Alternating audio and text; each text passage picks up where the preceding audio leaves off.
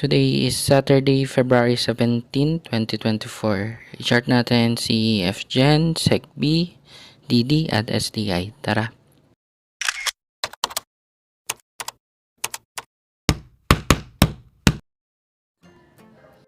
Unahin natin pag-aralan si FGen.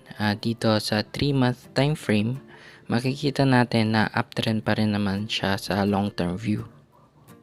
As long as nag-hold tong trendline support na to, goods tong FGen. Kung MACD naman ang titingnan natin, nagpapakita siya ng strength since yung histogram ay papalapit sa zero line. Kaya ang tanong, is it good to buy na ba? Para masagot natin yan, ang closest scenario na pwede nating pagbasehan ay itong area na to.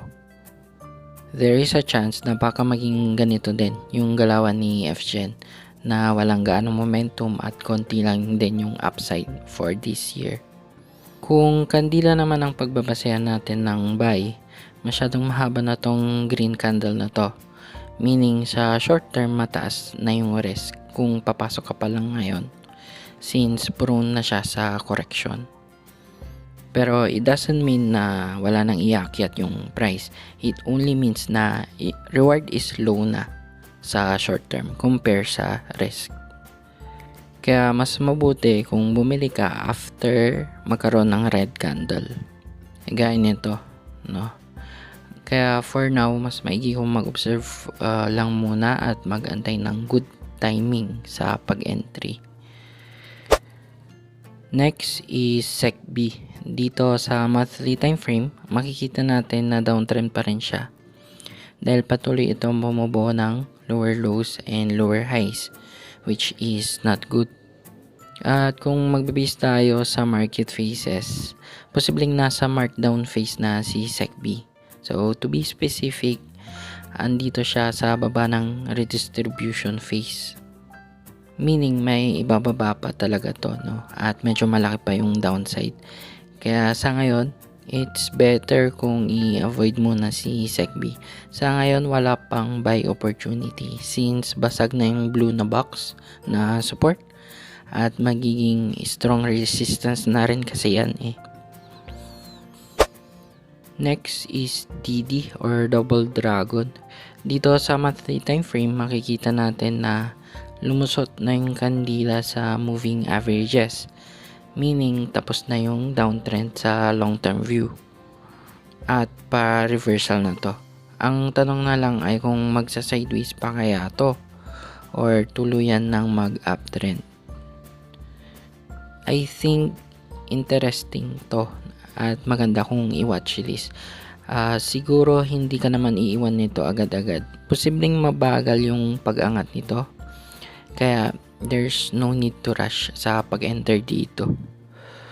For me, ilalagay ko muna siya sa watchlist at mag-aabang pa ng more candle, no? To make sure na hindi fake out ito.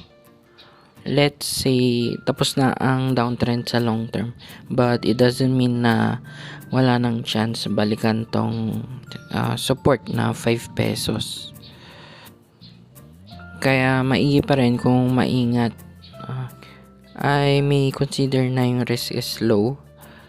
So any pullback might be an opportunity to buy. Peso cost averaging will be applicable na rin dito since tapos na yung downtrend. And for this stock, kailangan ng matinding patience dito, especially kung mag-long term ka. I don't see momentum sa ngayon, but the reward will be great. Next is STI. Dito sa monthly chart, makikita natin na overbought na si STI. Pero pag ganyan, hindi naman big issue ang overbought. Lalo na uptrend si STI, no? At kung titingnan din natin yung moving averages, kaka-crossover lang din niya. Kaya hindi ganoon ka big deal yung overbought na RSI. Ngayon naman, tingin tayo sa weekly chart. Dito sa weekly, mapapansin natin na yung price medyo malayo-layo na siya dun sa pulang moving average. ibig sabihin tumataas yung risk level. Kaya para mapalower yung risk is kailangan lumapit yung price dun sa moving average. Sa ngayon, mas maigi kong mag-observe muna at antayin na lumapit yung price dun sa moving average.